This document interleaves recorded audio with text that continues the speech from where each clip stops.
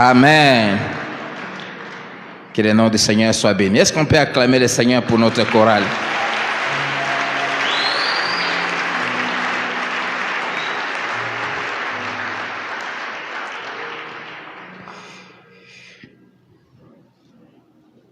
Je disais au Seigneur, l'enfant que tu as mis dans les entrailles de Joyce, je crois que il n'a pas bien demandé où est-ce que Dieu l'a envoyé.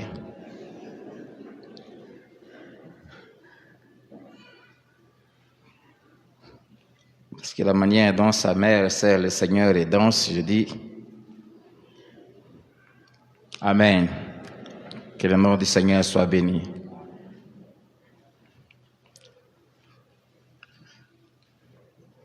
Connaître et vivre selon les lois du royaume. Tel est le thème que nous abordons depuis le mois de janvier, depuis cette année. Je ne cesserai de nous répéter chaque dimanche avant de commencer que Jésus est à la porte et il vient bientôt. Et chaque jour, nous devons avoir nos yeux tournés vers le ciel et nous préparer toujours à être pris par le Seigneur dès que la trompette sonnera. L'enlèvement approche, ça peut intervenir à tout moment. Je prie même que ça intervienne maintenant, que nous puissions rentrer chez nous. Et Dieu m'a ordonné de nous préparer à son retour, de nous avertir qu'il vient et il vient bientôt. Mais il ne prendra pas n'importe qui, il ne prendra pas tous ceux qui viennent à l'église, il ne prendra pas tous ceux qui servent, tous ceux qui prêchent, il prendra ceux qui blanchissent les robes. Amen. C'est pour cela, conscient de cela, je ne me permettrai pas de vous dire des choses qui vous plaisent. Je vous dirai chaque jour du haut de cette chair ce que Dieu veut que nous puissions entendre. Amen. Nous avons parlé déjà de 6 principes, de 5 ou 5 lois que tous les fils et filles du royaume doivent connaître et vivre. Aujourd'hui, et pendant 3, peut-être 4 dimanches, nous allons parler de la 6e loi du royaume. Nous sommes toujours dans ce discours-programme de Jésus dans Matthieu chapitre 5, où il annonce les lois du royaume à ceux qui ont accepté ce royaume, afin qu'ils vivent pas selon les lois de ce monde, mais qu'ils conforment leur vie aux lois du royaume et qu'ils montrent au monde ce qu'est le royaume des cieux. Matthieu 5, 27 à 32. Nous lirons aussi Hébreux 13, 4. Matthieu 5, 27 à 32. Et si vous allez remarquer, nous allons verset par verset. Et Hébreux 13, 4. Nous lisons Matthieu. Vous avez appris qu'il a été dit, tu ne commettras point d'adultère. Je rappelle, nous l'avons dit en introduisant au mois de janvier, que ici Jésus avait commencé à corriger certaines déviations, mauvaises interprétations de la loi de Dieu, des paroles de Dieu, que les pharisiens, les scribes et tous ceux qui dirigeaient le peuple à l'époque, ils avaient introduit ces mauvaises interprétations et ils avaient étouffé la parole de Dieu et ils l'avaient remplacée par leur propre loi. Et Jésus dit, vous avez appris qu'il a été dit, tu ne commettras point d'adultère. Mais moi je vous dis que quiconque regarde une femme pour la convoiter a déjà commis un adultère avec elle dans son cœur. Si ton œil droit est pour toi une occasion de chute, arrache-les et jette-les loin de toi, car il est avantageux pour toi qu'un seul de tes membres périsse et que ton corps entier ne soit pas jeté dans la géhenne. Et si ta main droite est pour toi une occasion de chute, coupe-la et jette-la loin de toi, car il est avantageux pour toi qu'un seul de tes membres périsse et que ton corps entier n'aille pas dans la géhenne. Il a été dit que celui qui répudie sa femme et lui donne une lettre de divorce. Mais moi, je vous dis que celui qui répudie sa femme, sauf pour cause d'infidélité, c'est-à-dire d'adultère, l'expose à devenir adultère, et que celui qui épouse une femme répudiée commet un adultère. Amen. Hébreux 13, verset 4.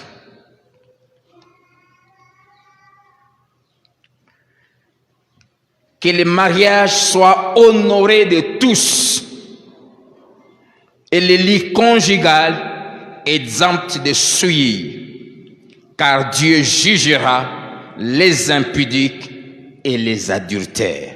Amen.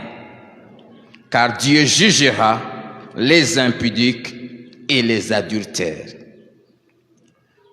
Alors que je priais la semaine et je préparais cet enseignement, le Saint-Esprit chaque jour me faisait dire ces deux choses. La première, il me dit, sache que la plupart de ceux qui sont dans ton église, de ceux qui vont te suivre, même par des médias, qui se disent chrétiens depuis des années, et dont le cœur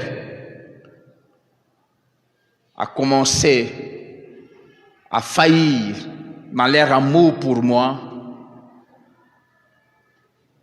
beaucoup boucheront les oreilles pendant que tu seras en train d'enseigner.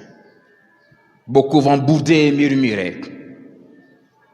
Il y en a même qui risquent de partir de l'église. La deuxième chose, il m'a dit, je t'ai envoyé bâtir un peuple saint pour moi.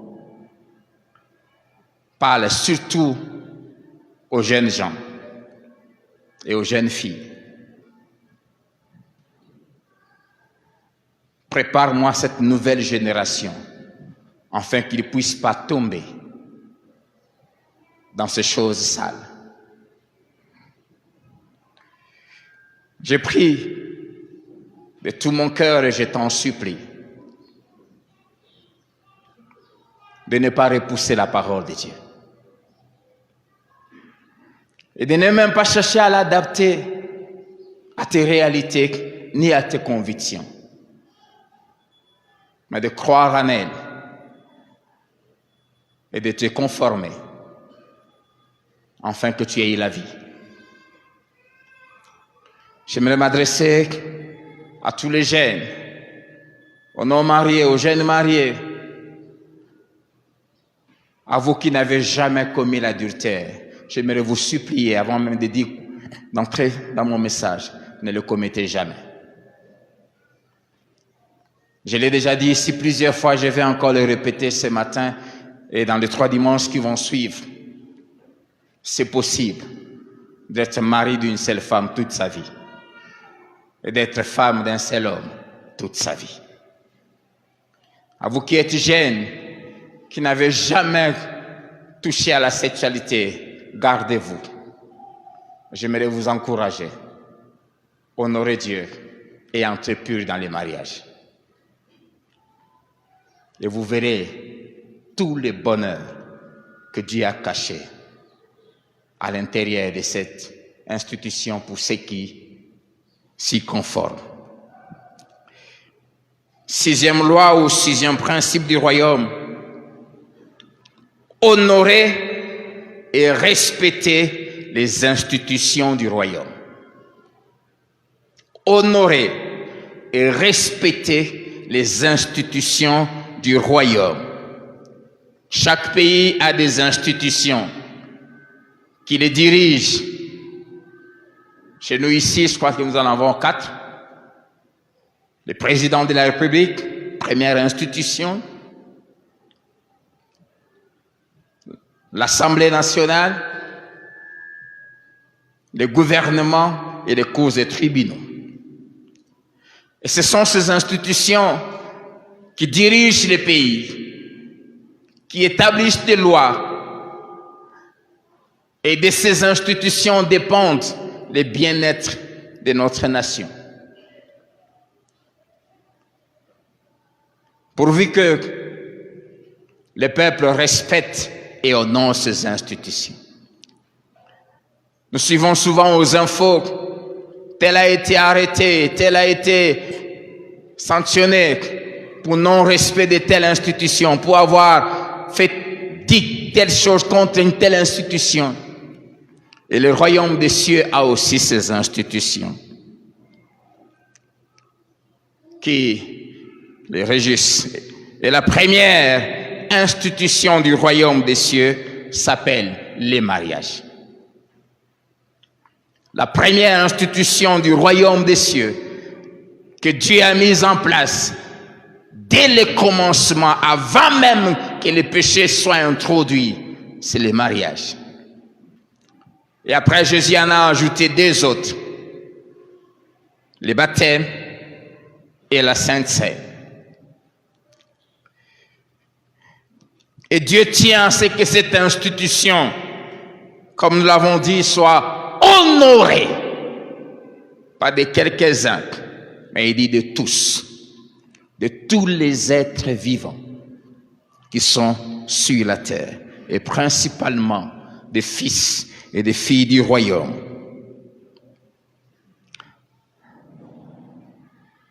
Et cette première institution a un grand ennemi. Il y en a 2, nous allons en parler pendant ces 4 dimanches.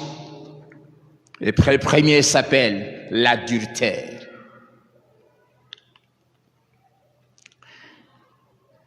En introduisant, j'aimerais nous parler des 13 vérités ayant trait à cette institution, mais aussi à cet ennemi qu'elle a, qui s'appelle l'adultère. Si le temps le permet, je parlerai des 6 aujourd'hui, et nous continuerons le dimanche prochain et ceux qui vont suivre. La première vérité liée à cette institution qu'est le mariage, nous devons tous savoir, beaucoup de choses que je vais dire ici, nous les connaissons, nous allons les rappeler, que le mariage est la première institution divine. Il vient de Dieu. Il est soutenu et protégé par Dieu.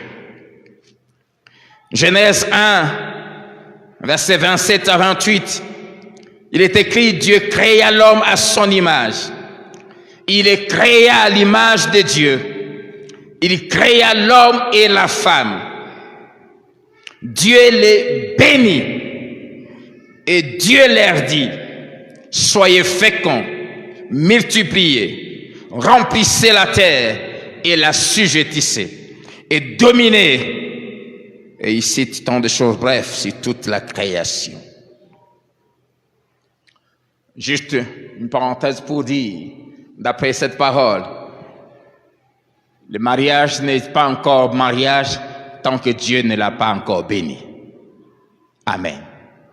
Le mariage commence par la bénédiction de Dieu. Dieu créa l'homme et la femme et Dieu les bénit.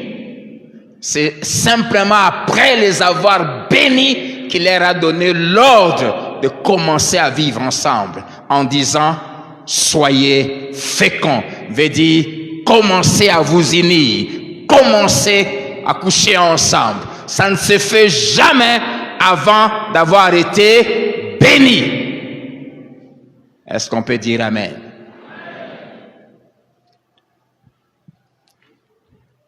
Ces passages donnent aussi les raisons pour lesquelles Dieu a créé les mariages.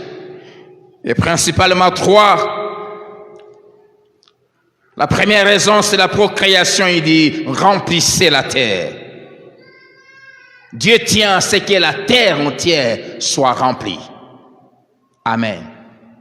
Et tout celui qui fait des choses pour chercher à ce que le nombre des hommes et femmes sur la terre diminue, aura Dieu sur son chemin.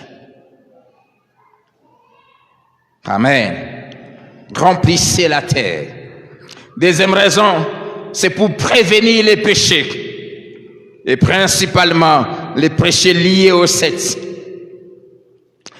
1 Corinthiens 7, le verset 2, l'apôtre parlant de la part du Saint-Esprit dit, toutefois, pour éviter l'impudicité, pour éviter tout désordre sexuel, que chacun ait sa femme, pas ses femmes, que chacun ait sa femme et que chaque femme ait son mari, un seul. Et le verset 8 à 9 de 1 Corinthiens 7 parle aux veuves, aux veufs et aux célibataires, il dit à ceux qui ne sont pas mariés et aux veuves, j'ai dit qu'il est bon de rester comme moi. Mais il ajoute, mais s'il manque de continence, c'est-à-dire de maîtrise de soi, qu'il se marie, car il vaut mieux se marier que de brûler. La version parole vivante dit, toutefois, s'ils trouvent qu'ils n'ont pas reçu le don de continence et ne peuvent se maîtriser en ce domaine, qu'ils se marient, car mieux vaut se marier que de se consumer en désir insatisfait. Donc Dieu a créé le mariage pour la satisfaction de ce désir qu'il a mis dans nos corps. Et Dieu, qui a déposé ces désirs dans nos corps, il a ordonné que pour les satisfaire pendant toute la vie, tu n'as droit qu'à une seule femme. Tu n'as droit, ma sœur, qu'à un seul homme. J'ai suivi quelqu'un qui disait un jour, parce qu'il avait plusieurs femmes, on lui dit, mais pourquoi tu continues à prendre des femmes comme ça? Il dit, j'ai suivi que dans le monde entier, il y a 52% de femmes et 48% d'hommes. Alors, si chacun doit avoir une seule femme, il y aura 4%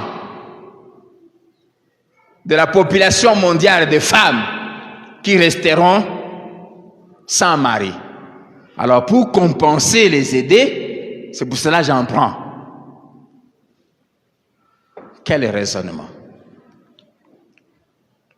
Quel que soit ta libido, quels que soient tes désirs, Dieu, pour la satisfaction de ses désirs, a donné à chacun la capacité de les satisfaire et d'être heureux avec une seule femme et un seul homme. Dites-moi Amen.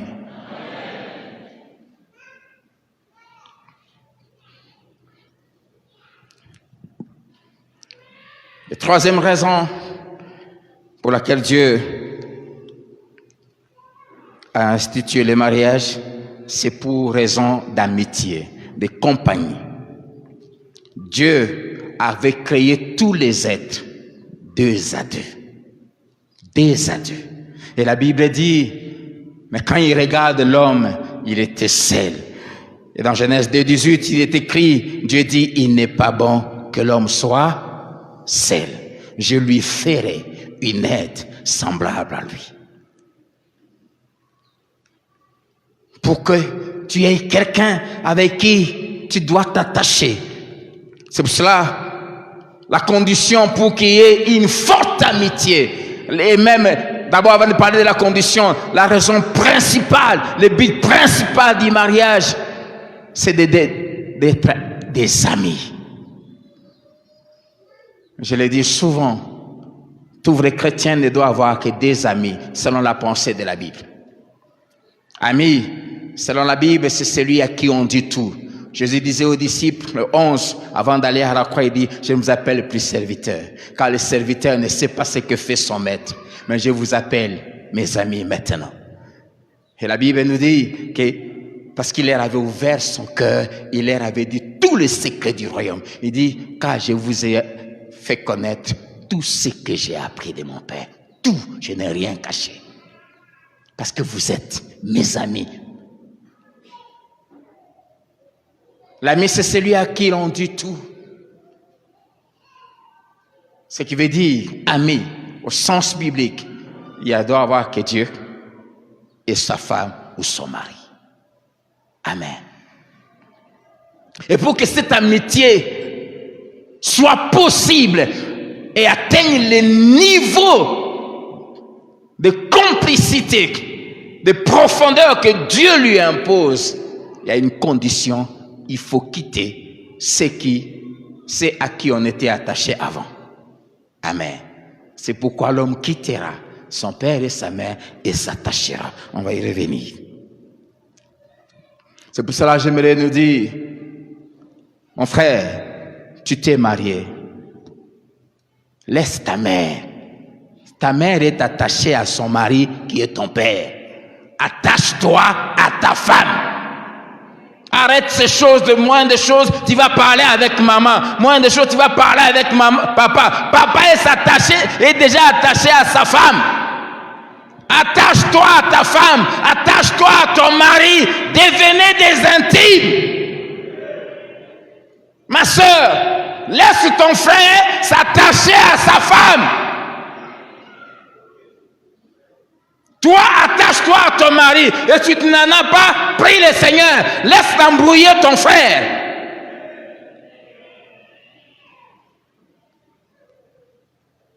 Cher ami, laisse-moi m'attacher à ma femme.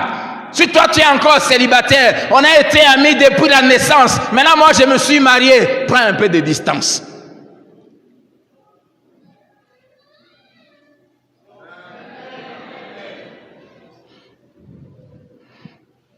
On était là tout le temps, tous les jours. Maintenant, mon statut a changé et j'ai ordre de m'attacher à ma femme. Alors, commence à venir une fois les mois.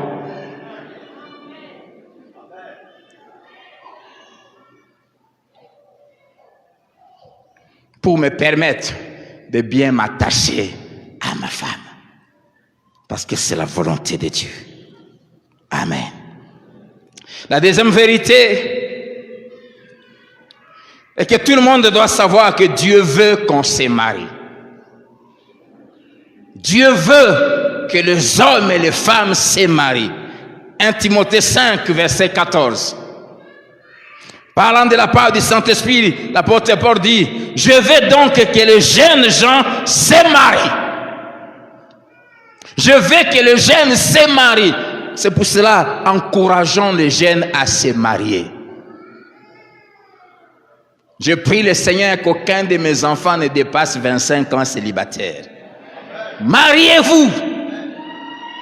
Je veux que les jeunes se marient. Mariez-vous, Joël, Bala. C'est pour cela, parents, vous qui êtes ici, facilitez la tâche à nos jeunes gens. Laissez ces histoires de dot avec des listes. C'est un symbole.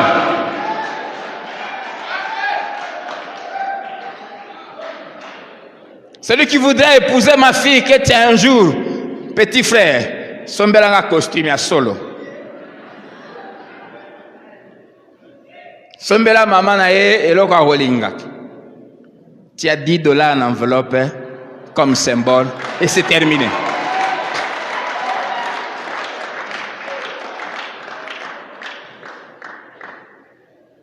Aidez les jeunes gens à se marier.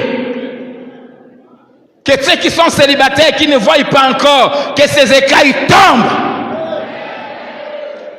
Regarde un peu la sœur qui est à ta droite et à ta gauche. On ne sait jamais.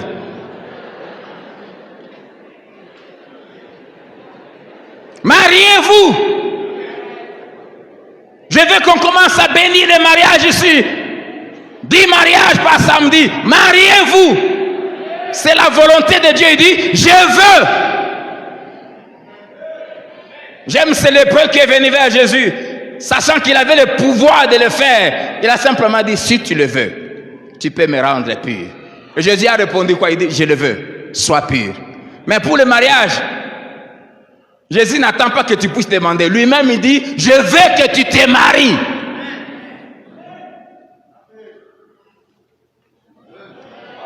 Mariez-vous. C'est la volonté de Dieu. Le verset continue. Qu'ils aient des enfants, qu'ils dirigent bien leur maison, qu'ils ne donnent à l'adversaire aucune occasion de chute. La volonté de Dieu est qu'on se marie. 2, qu'on ait des enfants. C'est pour cela qu'il n'y aura pas de femmes stériles ici à Philadelphie, au nom de Jésus. Parce que Dieu veut que vous ayez des enfants.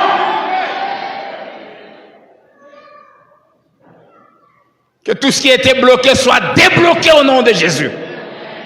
Je veux qu'ils aient des enfants. Mais il ajoute troisièmement, qu'ils dirigent bien leur maison. Le mariage, ce n'est pas une histoire des enfants. J'aime ce que cet homme de Dieu disait. Mariage veut dire mari et âge. Si tu veux te marier, il faut déjà développer le sens des responsabilités. Qu'ils dirigent bien leur maison.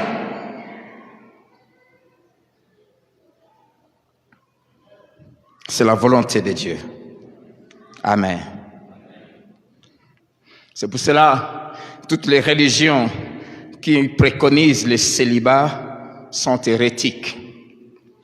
1 Timothée 4, le verset 1 et le verset 3, l'apôtre dit à son fils, il dit, l'Esprit dit expressement que dans les derniers jours, quelques-uns abandonneront la foi pour s'attacher à des esprits séducteurs et à des doctrines de démons, prescrivant de ne pas se marier. Ce sont des doctrines des démons qui prescrivent ça. Toutefois, le célibat peut aussi être un don. Et l'apôtre Paul le dit. Et lui-même, il en était un modèle. Pour le royaume des cieux, quelqu'un, si Dieu l'appelle à ça, et que son ministère l'exige d'être seul pour plus d'efficacité, il peut, s'il le décide, pourvu que cela soit la volonté de Dieu pour lui, d'être célibataire, comme Jésus le dit dans Matthieu 19, verset 12. À condition aussi que tu aies reçu de Dieu, comme l'apôtre dit, nous l'avons lu, la capacité de se contenir. Troisième vérité, et après au mariage, c'est qu'en instituant le mariage, Dieu l'a fait accompagner d'une notice. En instituant le mariage, Dieu l'a fait accompagner d'une notice. Et cette notice stipule ceci, que le mariage soit honoré, c'est-à-dire respecté, valorisé par tous. Il n'a pas simplement institué le mariage, mais il a mis une notice. Quiconque veut s'engager dans le mariage doit prendre la résolution d'honorer les mariages, de les respecter, de les valoriser. Et comment Dieu exige que le mariage soit honoré? De deux manières. La première, honorer le mariage veut dire préserver son siège social, car c'est une institution, elle a son siège social. Préserver son siège social, c'est-à-dire son bureau, qui s'appelle les lits conjugales, de toute souillure. Honorer le mariage en tant qu'institution, c'est veiller à ce que son siège social, qui est la chambre du couple, qui est le lit conjugal, soit préservé de toute souillure. C'est-à-dire, celui qui s'engage dans le mariage doit savoir que l'adultère, que l'infidélité doit être banni de sa vie jusqu'à la fin de ses jours. Amen. Amen. Si tu ne te sens pas prêt de respecter cette notice, ne te marie pas. Amen.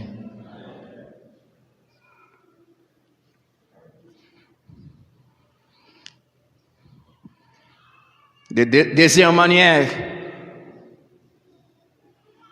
en interdisant à l'homme et même au diable de détruire le mariage ou d'arrêter le mariage, c'est-à-dire de divorcer.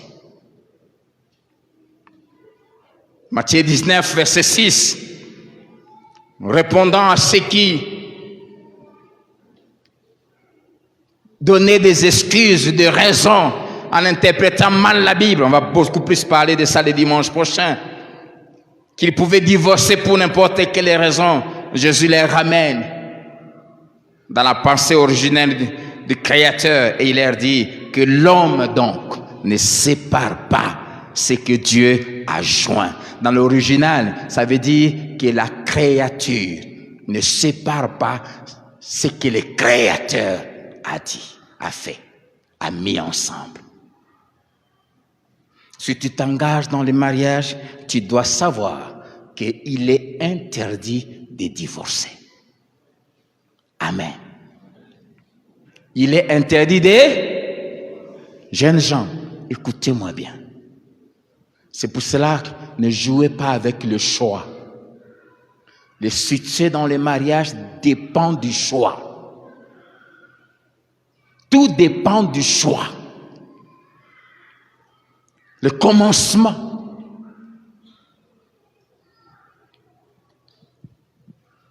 Et Dieu lui-même est le premier à honorer le mariage. Le Père, le Fils et le Saint-Esprit ont et continuent à honorer les mariages. Le Père a honoré le mariage, un, en l'instituant. Deux, en décidant lui-même d'être le témoin de tous les mariages qui se font dans le monde. Dieu honore le mariage en étant toujours présent et étant le témoin. Dieu n'a pas besoin de le choisir parce qu'il a institué le mariage. Lui-même, il veille à ce que le mariage soit honoré et il se fait témoin. Il s'impose comme témoin de chaque mariage. Malachie, chapitre 2, le verset 14. Malachie 2, 14. Parce que l'Éternel a été témoin entre toi et la femme de ta jeunesse à laquelle tu es infidèle, bien qu'elle soit ta compagne et la femme de ton alliance. Dieu est témoin de chaque mariage. Amen. J'aimerais que nous sachions, chaque fois que tu te maries, Dieu est là. Amen. Que tu sois chrétien ou pas, chaque fois qu'on célèbre les mariages, Dieu est là. Et le premier témoin, même si tu ne l'as pas choisi, même si tu ne veux pas le reconnaître dans ta vie, il se présente parce que tu t'es engagé dans quelque chose que lui a institué.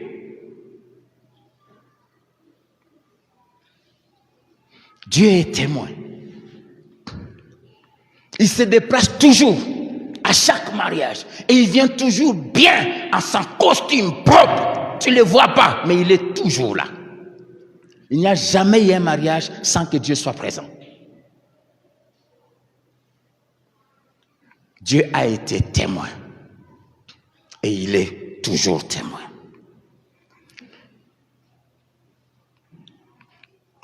Le Fils aussi a honoré le mariage comme le Père le fait. Et comme le Père est esprit et reste esprit, le Fils qui avait pris un corps, parmi les premières choses qu'il a eu à faire dans son ministère, c'est d'aller être témoin d'un mariage. Amen.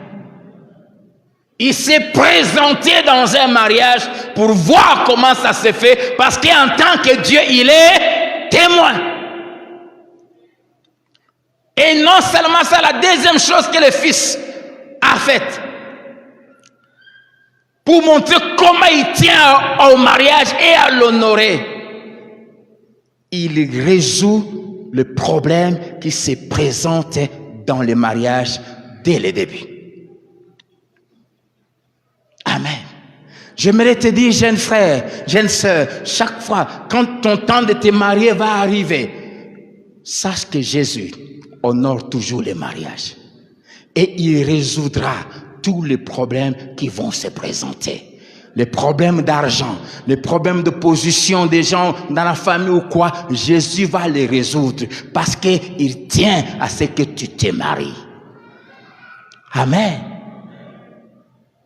Il a résolu le problème qui s'était présenté. Mais j'aimerais donner des conditions. Jésus ne peut le faire que si, un, si tu l'invites. Et deux, si tu lui apportes ce problème et tu prends la résolution d'obéir à ses instructions. Quand il y a eu un problème, on est venu lui soumettre à ce problème. Et la personne qui lui avait apporté le problème, Jésus a dit aux gens qui étaient autour, dit, faites tout ce qu'il vous dira. Amen. Si tu veux que Jésus soit la solution à tous les défis de ton mariage, depuis les fiançailles jusqu'à ce que vous allez vous marier, mais aussi dans tous les parcours, il faut toujours l'inviter. Ne te marie pas sans lui. Et chaque fois qu'il y aura un problème, ne va pas chercher papa, ne va pas chercher maman, ne viens même pas d'abord chez le pasteur, va chercher Dieu. Va lui présenter le problème. Dis-lui, Seigneur, il n'y a plus telle chose dans notre mariage. Mais quand tu lui apportes le problème, prends la résolution de faire tout ce qu'il va te dire. Parce que c'est une chose que de présenter un problème. C'est une autre chose que d'accepter la solution que Dieu donne.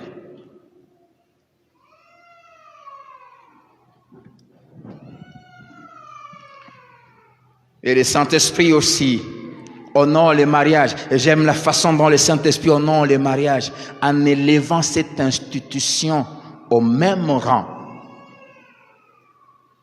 que l'Église. Amen. Il compare les mariages à la relation que Christ a avec l'Église. Cette relation qui a coûté la vie de Christ à la croix. C'est pour montrer que le mariage est d'une importance capitale et particulière aux yeux de Dieu. Amen. Amen. Que le Seigneur soit béni.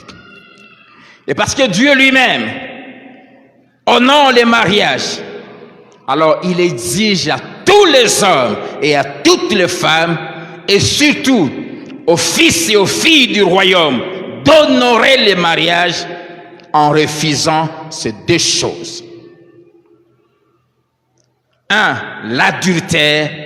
2. Le divorce. Dieu nous exige et nous impose d'honorer les mariages. Il dit que les mariages soient honorés, c'est un ordre. Et il dit de tous. Les deux choses, l'adultère et le divorce, tuent les mariages. 4e vérité.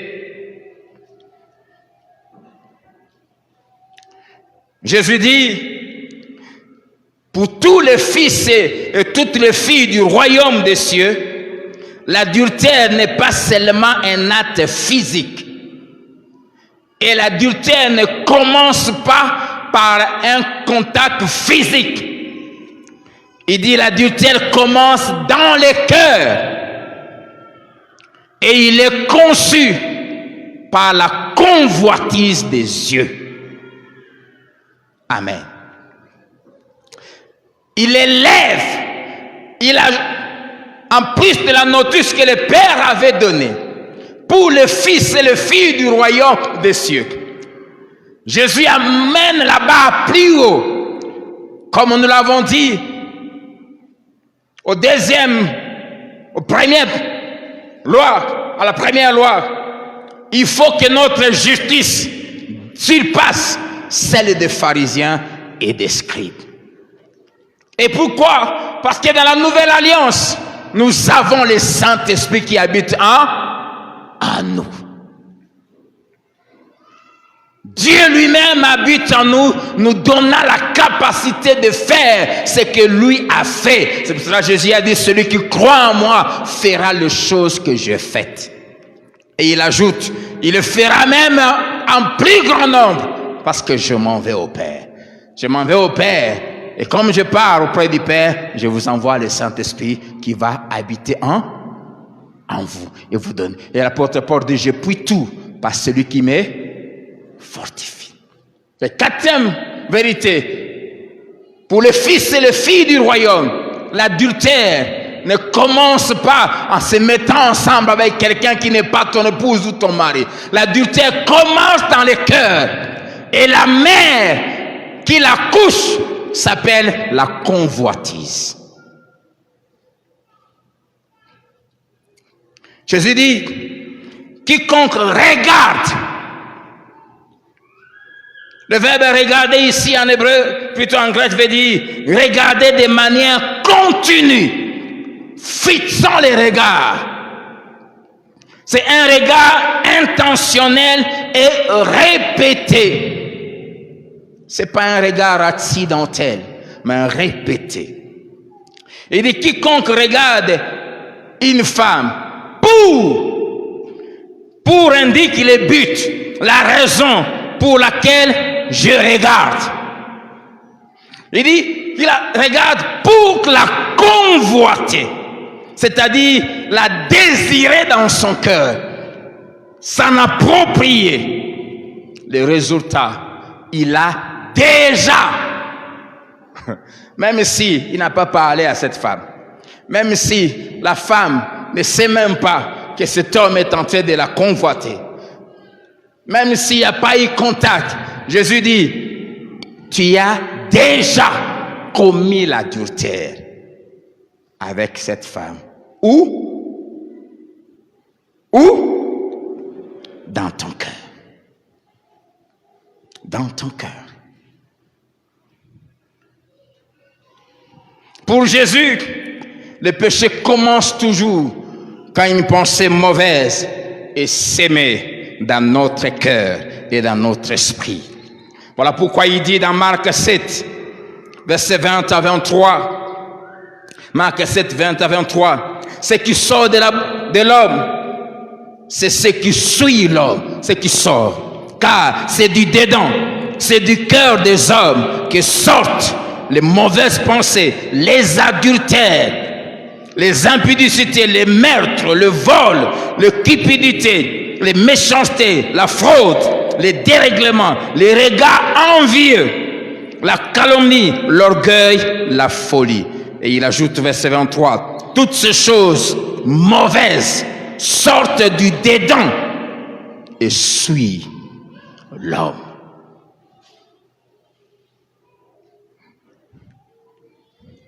C'est pour cela, je suis d'accord avec cet adage qui dit, qui sème une pensée récolte un acte. Qui sème un acte récolte une habitude. Qui sème une habitude récolte un caractère. Et qui sème un caractère récolte un destin. Aussi, la condamnation de Jésus ne se limite pas seulement à l'homme qui convoite. Quand Jésus dit celui qui regarde une femme pour la convoiter, il ne veut pas simplement condamner l'homme, blâmer l'homme qui convoite la femme. Il s'attaque aussi à la femme qui, dans son comportement, dans son accoutrement, s'est fait désirer. Les deux, et la femme qui s'habille et qui se comporte d'une manière qui pousse les hommes à la désirer, et les hommes qui la désirent sans qu'elle soit leur femme, les deux sont condamnables aux yeux de Dieu. Amen. Les vraies chrétiennes, les vraies filles du royaume s'habillent décemment, s'habillent avec pudeur, s'habillent avec modestie et surtout ont comme première parure et vêtements les bonnes œuvres. C'est pas moi qui le dis, c'est Dieu qui le dit dans sa parole. 1 Timothée 2, versets 9 à 10. 1 Timothée 2, 9 à 10.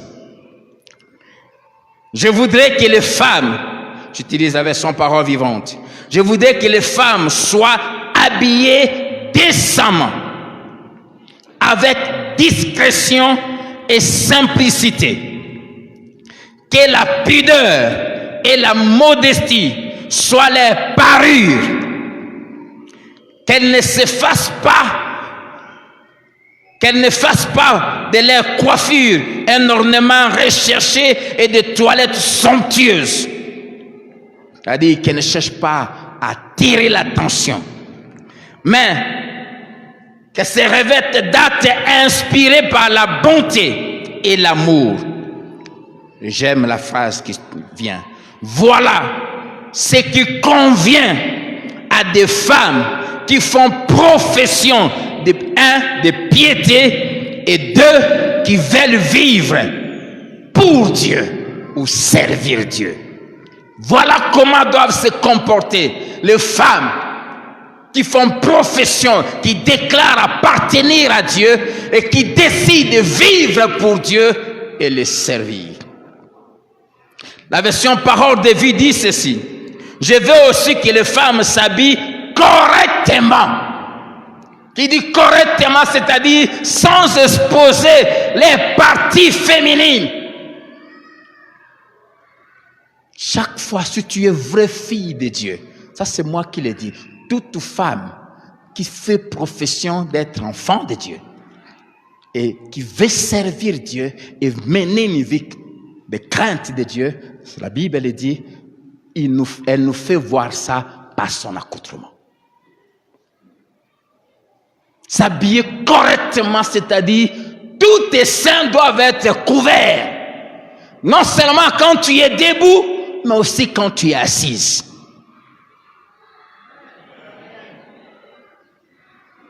S'habiller correctement, c'est mettre des tenues qui n'exposent pas toutes les parties de ton corps en dessinant toutes tes formes.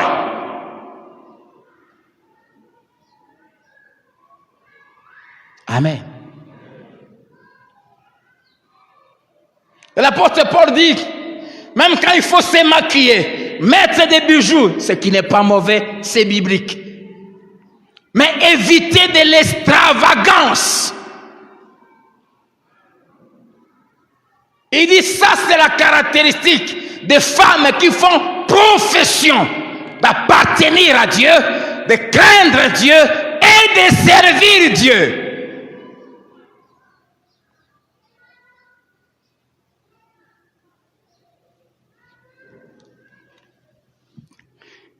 Je veux aussi que les femmes s'habillent correctement.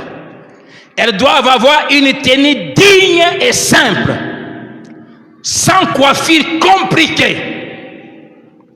Mais elles doivent montrer leur beauté par les bonnes actions. Cela convient à des femmes qui affirment leur amour pour Dieu. J'ai aimé cette version. Cela convient à des femmes qui affirment leur amour pour Dieu. C'est-à-dire que quand tu t'habilles mal, tu affirmes ta haine pour Dieu. Ah, les amens ont baissé. Hein?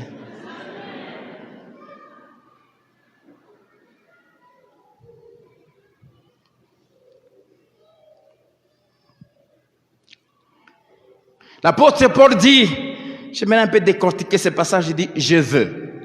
C'est le Saint-Esprit qui parle par rapport. En disant « je veux », il ne veut pas dire que je mets une opinion ou je donne un conseil. Non, c'est un autre.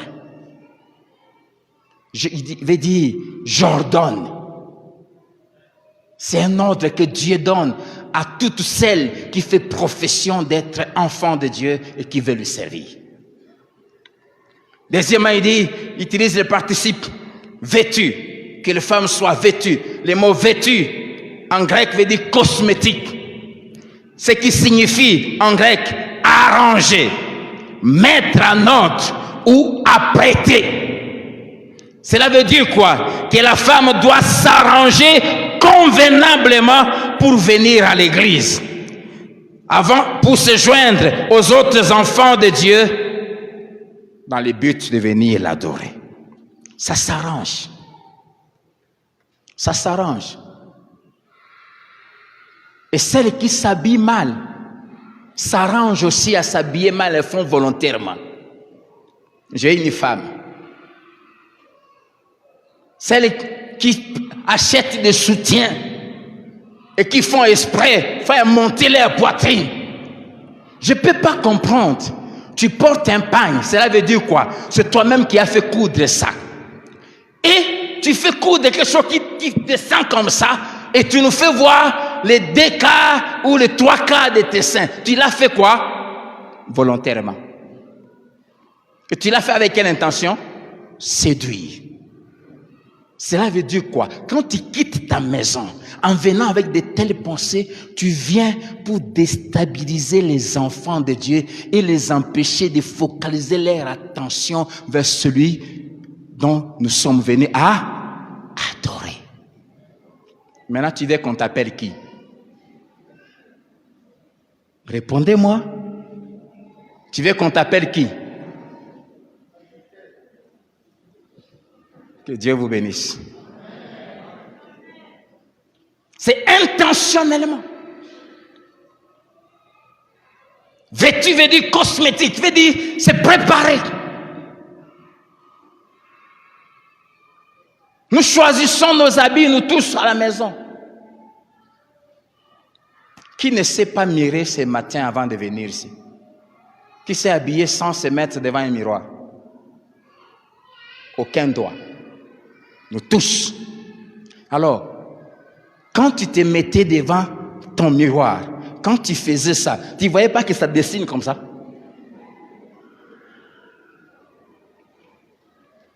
Tu n'as pas vu ça? Mais tu as quand même porté. Tu as bien vu que ça fait ça. Je vais vous parler clairement et directement. Mais tu as quand même porté. Et tu t'es dit, ah, alléluia.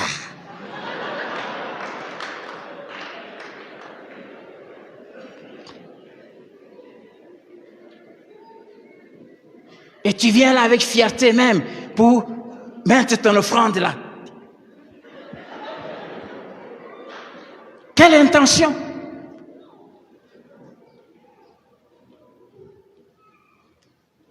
Quand on voit ça, on comprend simplement que tu ne fais pas profession d'être enfant de Dieu, tu ne fais pas profession de craindre Dieu, et tu ne fais pas profession de servir Dieu.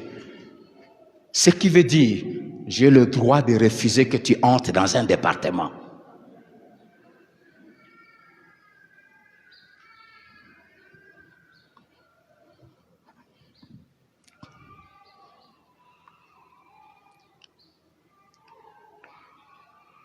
Et le terme « faire profession » veut dire annoncer en public.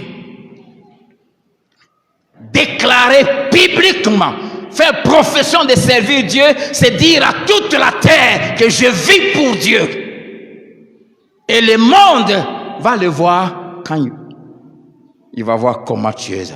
Et le premier habit que Dieu demande à ses filles de Dieu, c'est de se revêtir de quoi? De bonnes œuvres. Amen. Et pour les hommes aussi, à qui Dieu condamne ses regards envieux, Job est un modèle pour nous. Job 31, verset 1. Job dit, j'avais fait un pacte avec mes yeux et je n'aurais pas arrêté mes regards sur une vierge. Arrêtez mes regards. La version parole de vie dit, j'avais interdit à mes yeux de regarder une jeune fille en la désirant. Oh, j'aime plus le Seigneur. J'avais conclu un pacte avec mes yeux. Il ne devait jamais porter un regard chargé de désir sur une jeune fille. Un regard chargé de désir. C'était un vœu, un pacte une résolution prise par Job. Et tout homme qui fait profession d'être enfant de Dieu, qui veut marcher dans la crainte de Dieu, et qui fait profession de servir Dieu, doit faire ses pactes avec ses propres yeux. Je l'ai déjà dit 2 ou 3 dimanches ici. Si on peut imposer ces choses à l'église, mais en dehors de l'église, tu ne peux pas les imposer. Amen. Au travail, tu n'es pas le propriétaire de la société pour dire à toutes les femmes qui travaillent dans cette entreprise publique où tu es de s'habiller décemment. Quand tu entres dans les taxis, tu n'as pas le droit de voter, de signer un décret ordonnant à toute femme avant d'entrer dans les taxis de porter de longues jupes. Quand tu vas entrer dans les taxis, tu trouveras celle qui, dès qu'elle va se mettre, ça arrive ici. Mais si tu as fait profession d'être enfant de Dieu et que tu as fait un pacte avec tes yeux, tu feras ça? Tu vas faire quoi? Envoie tes yeux là où tu veux. Mais seulement pas sur ces cuisses-là. C'est une décision qui vient du cœur.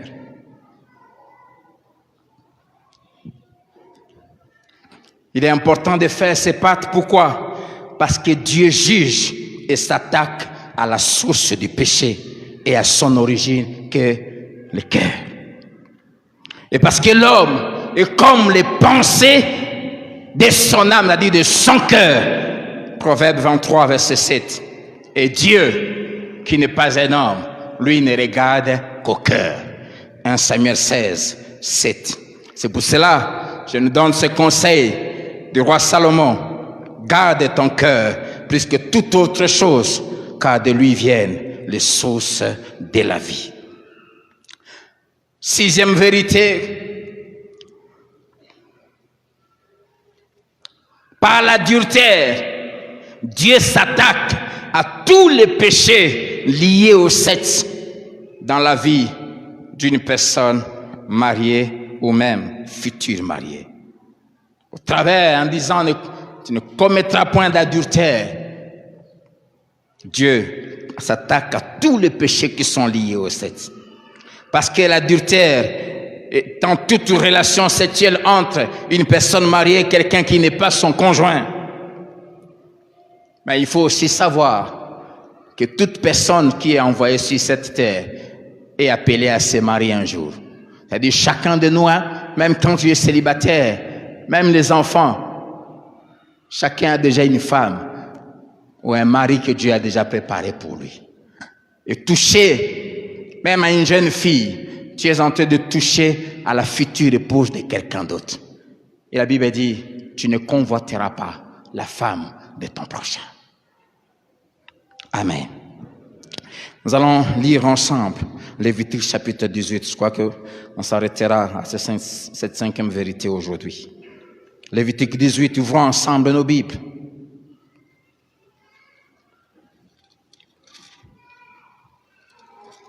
En cette génération de libertinage et de tolérance, de toutes sortes de perversions, où elles sont même célébrées, honorées, même instituées en loi, les fils et les filles du royaume doivent toujours se référer à la parole de Dieu. Lévitique 18, nous allons lire tous les chapitres. L'Éternel parla à Moïse et dit, parle aux enfants d'Israël, c'est-à-dire à mon peuple. Et ce matin, l'Éternel parla à Timothée et dit, parle à mes fils et mes filles, et tu leur diras, je suis l'Éternel, votre Dieu. Il y a quelqu'un dont Dieu est son Père ici? Alors écoute la voix de ton Père. Vous ne ferez point ce qui se fait dans le pays d'Égypte où vous avez habité, ce qui se fait dans le monde. Et vous ne ferez point ce qui se fait dans le pays de Canaan où je vous mène. N'imitez pas ce qui se fait dans le monde, fils et filles de Dieu. Vous ne suivrez point leurs usages. Dites-moi Amen. Vous pratiquerez mes ordonnances et vous observerez mes lois. Vous les suivrez. Et ici, je suis l'Éternel, votre Dieu. Si l'Éternel est ton Dieu et ton Père, si tu es fils et fille du royaume, tu ne dois pas faire ce qui se fait dans ce monde ici. Dans ce monde, on peut être fiancé et s'embrasser. Si tu es fils et fille du royaume, cela est interdit pour toi. Dans ce monde, regarder la pornographie, c'est pas mauvais. Si tu es fils et fille du royaume, cela est interdit pour toi. Dans ce monde, être homosexuel, c'est toléré. Si tu es fils et fille du royaume, c'est interdit pour toi. Dans ce monde, après la dot, on peut coucher ensemble. Mais si tu es fils et fille du royaume, c'est interdit pour vous. Dans ce monde, divorcer, c'est devenu normal. Mais si tu es fils et fille du royaume, tu ne divorceras pas.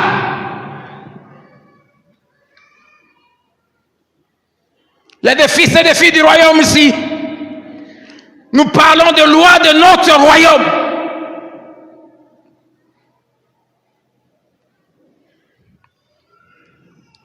Et il dit, je suis l'Éternel, votre Dieu. Je vous impose ça parce que je suis votre Dieu, votre roi. Vous observerez mes lois et mes ordonnances. Verset 5. L'homme qui les mettra en pratique vivra par elles. Je suis l'Éternel. Et il commence à dicter ces lois. Nul de vous ne s'approchera de sa parente pour découvrir sa nudité. Je suis l'Éternel. Tante, oncle, tout ça. Tu ne découvriras point la nudité de ton père, ni la nudité de ta mère. C'est ta mère. Tu ne découvriras point sa nudité. On ne couche pas avec ses parents.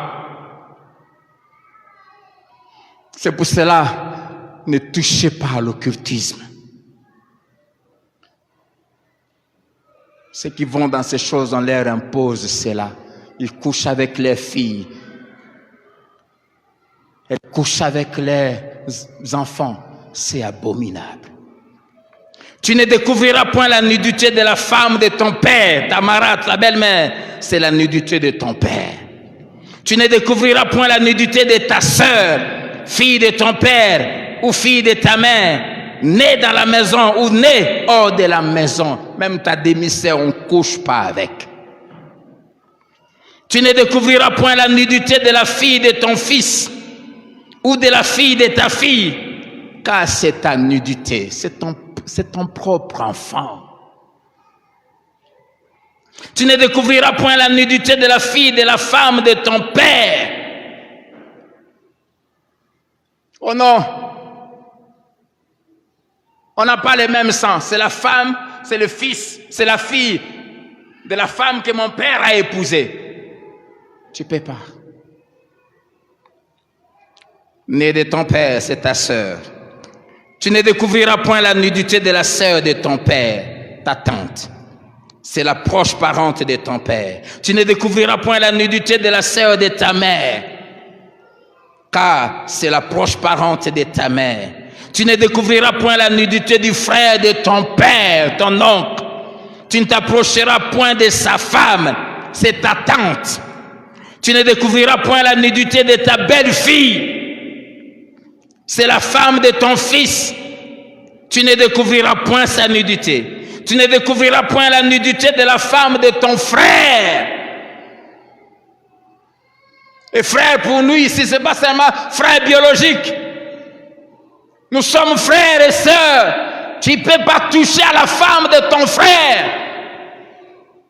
Dites Amen. C'est la nudité de ton frère. Tu ne découvriras point la nudité d'une femme et de sa fille. Tu ne prendras point la fille de son fils, ni la fille de sa fille, pour découvrir leur nudité. Ce sont tes proches parents. C'est un crime.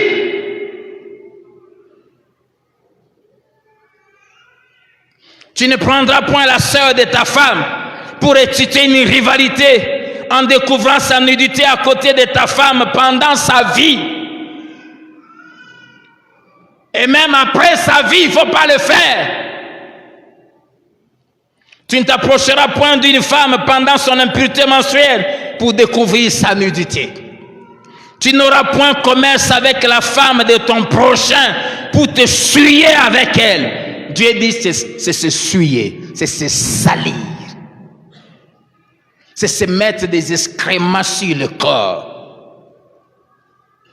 Tu ne livreras aucun de tes enfants pour le faire passer à Moloch, et tu ne profaneras point le nom de ton Dieu. Je suis l'Éternel.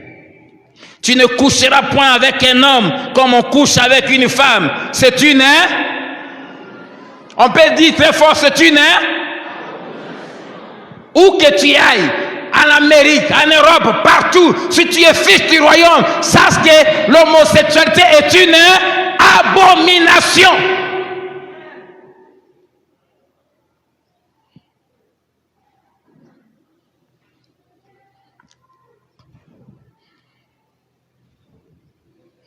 Tu ne coucheras point avec une bête pour te souiller avec elle. La femme ne s'approchera point d'une bête pour se prostituer à elle. C'est une confusion. Écoutez de mots, c'est un crime, c'est une abomination, c'est une confusion. Ne vous souillez par aucune de ces choses. Et aujourd'hui, ici Dieu n'en a pas parlé à l'époque parce que ça n'existait pas. Aujourd'hui, on va aller très loin. Tu ne regarderas pas de films pornographiques. Tu ne te masturberas pas. Dites-moi amen, jeunes gens. Je dis même jeunes gens, même des hommes le font.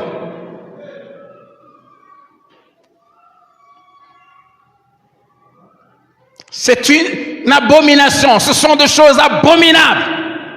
Ça suit.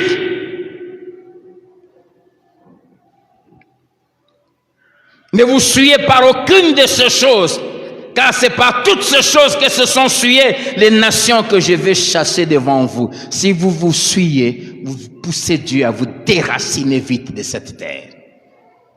Le pays en a été souillé, je punirai son iniquité, et le pays vomira ses habitants. Vous observerez donc mes lois et mes ordonnances, et vous ne commettrez aucune de ces abominations. Ni l'indigène, ni l'étranger qui séjourne au milieu de vous. Ne prenez pas dans votre maison quelqu'un qui soit ton frère, ta soeur ou qui, mais qui vit dans ces choses sales. Ta maison sera souillée. Et quand une maison est souillée, la maison va vomir ses habitants. C'est-à-dire, le malheur va sortir de cette maison pour détruire ceux qui y habitent.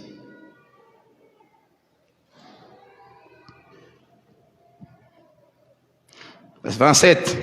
Car ce sont là toutes les abominations qu'ont commises les hommes du pays, qui ont été avant vous, et le pays en a été souillé. Ne souillez pas vos maisons, ne souillez pas vos familles. Prenez garde que le pays ne vous vomisse si vous le souillez, comme il aura vomi les nations qui étaient avant vous. Car tous ceux qui commettront quelqu'une de ces abominations seront retranchés du milieu de leur peuple. L'adultère, on va en parler le dimanche prochain, était sanctionné par la mort. Tous ceux qui commettront une seule de ces abominations sera retranchée. C'est pour cela beaucoup meurent trop.